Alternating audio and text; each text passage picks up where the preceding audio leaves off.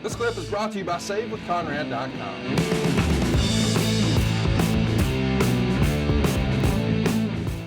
Let's talk a little bit about something else that's going to be the talk of the locker room. Ric Flair is unhappy. We've talked about it a little bit before. He's feeling a little slighted by Jimmy. He's feeling a little slighted by the booking from Dusty Rhodes.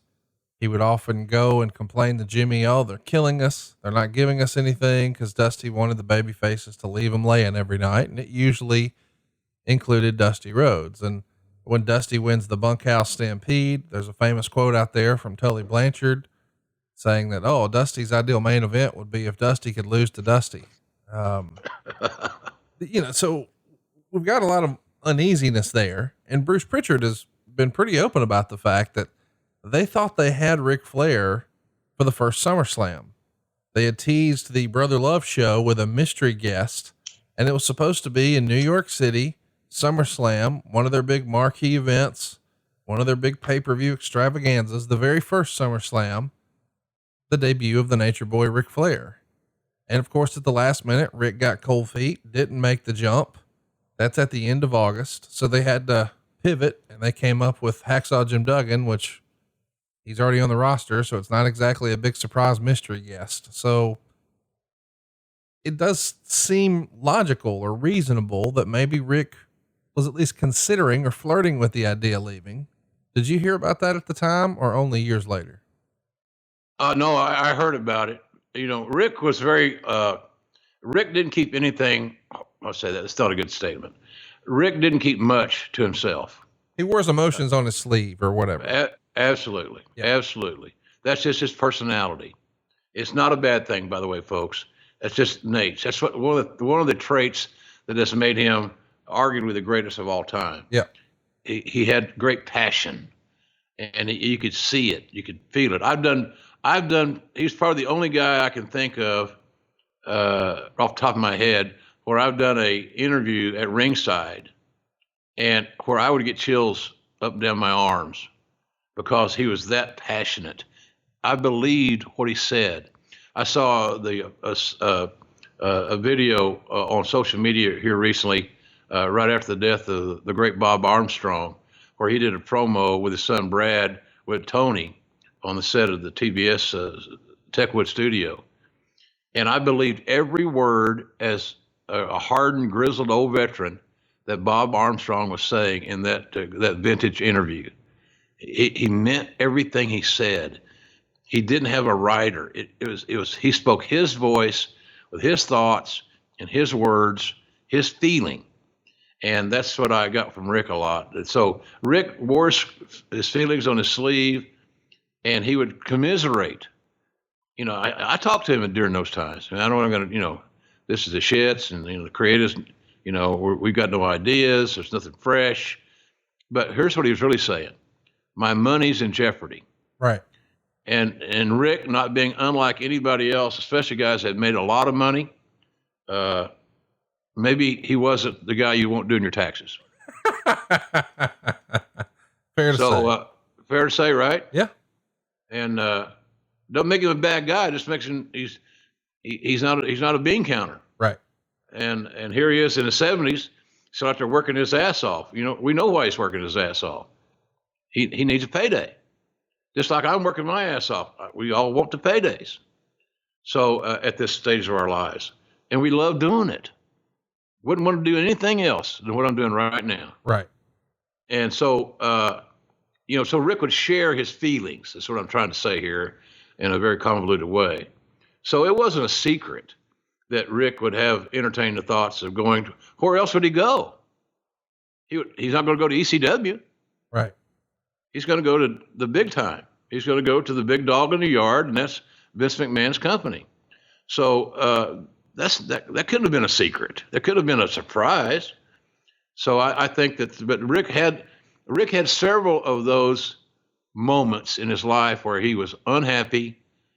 He was disenchanted, and if you peel the onion back a little bit more, he was concerned about how he was going to make a living and maintain the lifestyle that he had established. So no secret there. So, but luckily he didn't bolt at that point in time. But man, it had been a good time to leave because, yeah, as we saw in Albany, the crowd was sparse for the Clash. I think the TV rating was pretty good, but the crowd was, less than 4,000 people. Before we get to the show, I do want to ask about, Flair sticking around.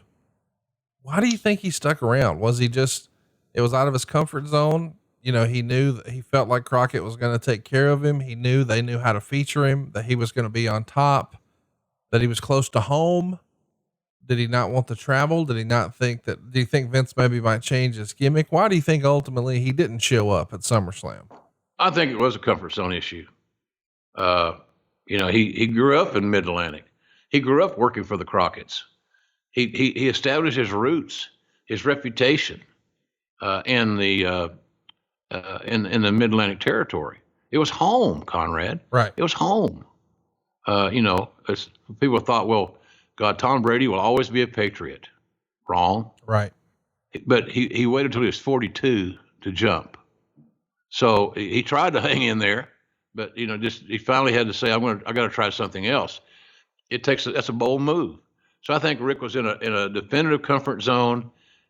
There was I believe, a strong loyalty to Jimmy Crockett and the Crockett family, because we both know that Jimmy had come to Rick's aid on more than one occasion when he needed help.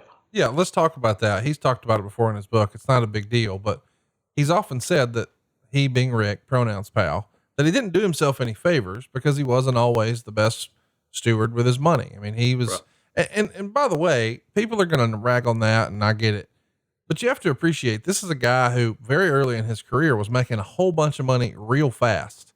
So he doesn't have an inability to earn income. It's the whole saving it that really kicked his ass, right? To the point that he's going to have to get in a little bit of IRS trouble, and he goes to the Crockett's and they bail him out with an advance. But because now he's taken that advance, he's beholden, and that really means he loses any sort of leverage in negotiations. So he probably could have been making more than he was. And now he's not even happy with the creative because Dusty's beating him every night and leaving the Horseman laying. And he doesn't even feel like Jimmy's top guy because it says Stardust on the plane. So I see how he has some weird feelings. But Jimmy had bailed him out a little bit, but for years and years, and I haven't talked to Rick about this in probably 5 years, but 5 years ago, he was still low key hot at Jim Crockett, because apparently when he goes to Jim and tries to reconcile what we're doing here with, am I going, am I staying? He winds up signing a new contract with Jim, and Jim knew that he needed Rick under contract in order for Turner to buy the deal. Absolutely. So this was finally Ric Flair's opportunity to get paid what he thought he was really worth, really top guy money, maybe not Hogan money, but not too far down below it, because he thought he could have got that with WWF, but instead he is going to stay loyal to the guy who floated him when he got in IRS trouble and blah, blah, blah with Crockett. But Crockett knowingly has him sign this contract with him, Jim Crockett, knowing that I'm not even staying in the wrestling business. I'm getting out and selling it to Turner. But supposedly, and Rick found out years later, Ted Turner wasn't going to buy the deal if Ric Flair wasn't included. Is that what you heard? Yeah, absolutely. Ted, being the gregarious free spirit that he has been in his business life, he identified with Nate. They enjoyed each other's company. Rick made Ted laugh. Ted lived a little vicariously through Rick and his promos and the women and the Marriotts and this and that and the other. Ted loved to be entertained as well. But Ted also knew from, cocktail hour in Atlanta a few nights, that Rick was a real deal, and he enjoyed being around him. And he had the most organic name identity of anybody in the company. So he was as much, Rick meant as much as, I'll put it this way. I don't know that Ted could name you 5 wrestlers that the contracts he was buying. Right. But he knew who Ric Flair was. Sure. And he knew that that's his quarterback. I got to have this guy was his Dominique Wilkins, because Ted also owned the Hawks. and Dominique was his guy. So Rick was the basketball version of Dominic Wilson, or the wrestling version of Dominic Wilkins. But that was the deal. It was really Jimmy had to have Rick, and so whatever he had to do to get Rick signed and extended was what he did to get for the sake of the deal.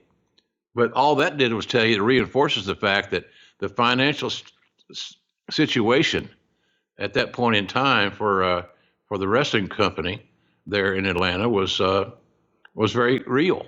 They were on the brink, and I'm glad that, like I said earlier, I'm glad I didn't know how bad it was, because I'd have probably been worried about, I sure as hell would. I tell you this, it was a long time. This may sound funny. It was a long time, Conrad, in my career before I ever thought about buying another piece of real estate, because I was unsure of my business and how long it was going to last. I lived in that much uncertainty. I remember when Jan and I first started seeing each other, I was living in a one-bedroom apartment down in Buckhead. Now you say, oh, that's a high dollar. It was a nice high-rise apartment, don't get me wrong. But the issue is that I didn't have a long-term commitment, because if I lost my job or got my pay cut, then what now? Now I got another mortgage I got to eat. So it was a long time for me. I learned a tough lesson on that deal. So I didn't buy another house. We bought a condo. Jan and I did eventually there in Atlanta after I got canned the first time in '94, I think it was. So anyhow, you learn lessons as you go along this thing. And Rick had a big house, and he had high dollar cars, and he lived a great lifestyle, really a great lifestyle. And he wanted to maintain that lifestyle, but he couldn't maintain that lifestyle without cash flow. So that was the deal there. I think it's an interesting story behind the scenes, certainly, that we're talking about, that Rick was the key component in Turner buying Crockett, without a doubt. I got to ask, Rick's unhappiness with Jim was based around, hey man, if you're not paying it anyway, what the fuck does it matter? Why didn't you sign me for more money? What do you think of that? Do you think that Jimmy should have tried to take care of Rick and get him on a bigger contract? Ultimately, he's going to sell it anyway. Where do you land on that discussion? I would have made sure that Rick was happy. I would have found the magic number within reason that would make him comfortable and happy and productive. Whatever that number may be is the number that he would have received if I was negotiating with him. Because again, you got no deal without Rick. So you pay him more than you normally would pay him, because quite frankly, you could eliminate 2 or 3 underneath contracts and give that money to Rick and never miss a beat, because you're already spending the money. You're just spending the money in a different place on a different talent. So one talent's going to make a whole lot of money. And unfortunately, the stark reality is that, you don't need some of those underneath guys. They were making $100,000 a year or 150. Hey, 3 of those 150 is $450,000 new money. So what you're going to pay Rick plus the 450 probably make him happy. Let's talk a little bit about something that we see on TV. Kevin Sullivan is going to attack Jimmy Garvin and Precious, and then Rotunda's going to join in, and they break Jimmy Garvin's leg with a cinder block before being run off by all the baby faces. Pretty memorable angle at the time. What do you remember about the cinder block deal with Jimmy Garvin? Pretty basic. The numbers game catches up with the baby face. The good guy gets really put in jeopardy. He gets humiliated and hurt in front of his own wife. All the elements were there. Was it all the right people? I don't know. I don't have great memories of it I remember that we're talking about it, that it occurred, but it wasn't something that just jumped off the page at me. And I was a big fan of all those guys. Sullivan helped give Rotunda some charisma and some sizzle. because of Kevin's big personality and his interview abilities and his persona. And of course, Jimmy had been a heel for so long, and he finally turned. And his wife, Precious, was just a wonderful person to be around. So we all again, they were likable. We liked those people. But the angle just didn't really jump off the page because nobody was really over in those in their respective roles. So to me, it was essentially another day at the office. Another angle was shot with your fingers crossed that it would get over and people would resonate from what they saw and support it. That didn't happen. Hey, it's Conrad Thompson. Thanks for checking out the podcast here on YouTube. Be sure to hit the subscribe button and the notifications bell so you get a notice anytime we upload some new content. And go save yourself some money right now. If you're in a 30-year loan or you have credit card debt, it's not a matter of if I can save you money. It's a matter of how much. Find out right now for free at SaveWithConrad.com.